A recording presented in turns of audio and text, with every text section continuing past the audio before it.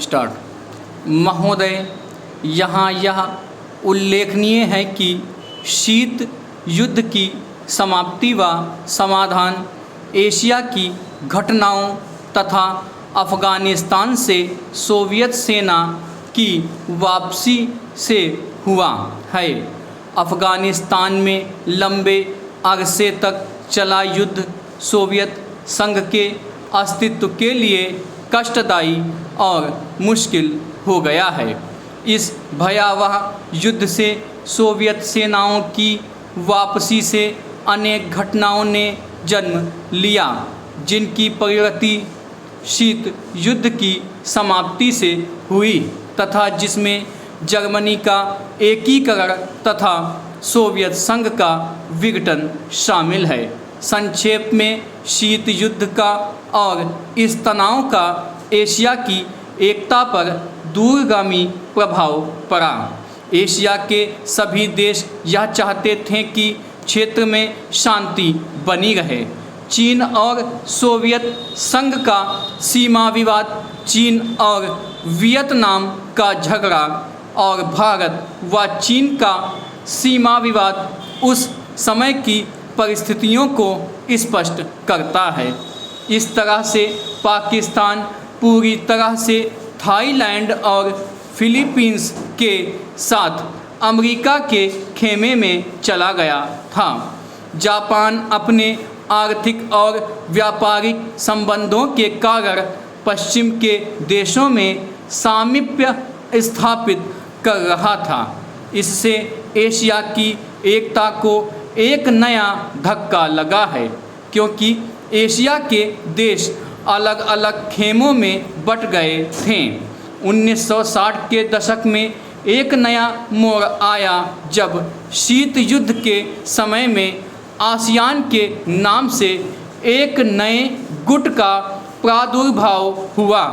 इससे दक्षिणी पूर्वी एशिया के देशों में नए आर्थिक और सुरक्षा संबंधी प्रयास किए गए।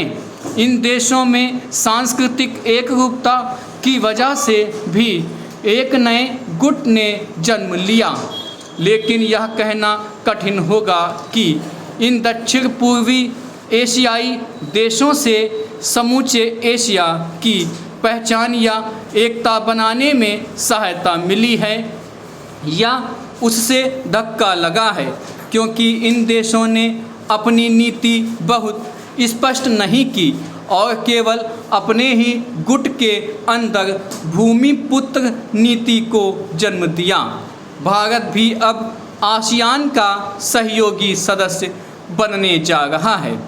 भारत की पहल से दक्षिण एशियाई सहयोग संगठन सार्क की स्थापना सन 1985 में की गई, जिसके फलस्वरूप पड़ोसी देशों के आपसी सहयोग के लिए नया वातावरण तैयार हुआ। यह प्रयास सैन्य उपयोगी रूप लेता जा रहा है, जो एशिया की पहचान बनाने की ओर महत्वपूर्ण कदम है। व्यापार, निवेश, तकनीकी ज्ञान, संचार माध्यमों में बढ़ोतरी ने विश्व के विचार को भी पैदा किया। बढ़ते हुए व्यापार, निवेश, संचार एवं विज्ञान की आधुनिक तकनीकों ने पूरी दुनिया में एक दूसरे पर निर्भर रहने के नए विचारों को जन्म दिया। अंग्रेजी भाषा, हॉलीवुड, कंप्यूटर्स और उपभोक्ता संस्कृति ने पूरे विश्व को प्रभावित किया, जिससे देशों में फासले कम हुए। संस्कृति और सभ्यता भी प्रभावित हुई। हो सकता है कि इसके अच्छे परिणाम ना हों, ऐसी भी आशंका की जाती है। उदाहरण, जापान दूसरे महायुद्ध तक अपनी संस्कृति और सभ्यता व संयुक्त परिवार जैसी आधारभूत सामाजिक मान्यताओं को केवल अपनाए हुए नहीं है, बल्कि उससे चिपटा हुआ था। लेकिन जापान जैसे सभ्यता वाले देश भी यूरोप के प्रभाव से बच नहीं सके। पैरा महोदय दूसरे शब्दों में आर्थिक, व्यापारिक, निवेश और तकनीकी कारणों से द्वितीय महायुद्ध के बाद और शीत युद्ध के दौरान एशिया के देशों में पुनः धुंधलापन पैदा हुआ। लेकिन यह बात सही नहीं है कि एशिया की संस्कृति और सभ्यता को पश्चिम के प्रभाव और आधुनिकतम तरीकों ने नष्ट कर दिया। हाँ, एक धक्का जरूर दिया, पर समय समय पर एशिया का यह रूप, एशिया की यह सभ्यता और संस्कृति बलशाली तरीके से उदयमान होती दिखाई देती है।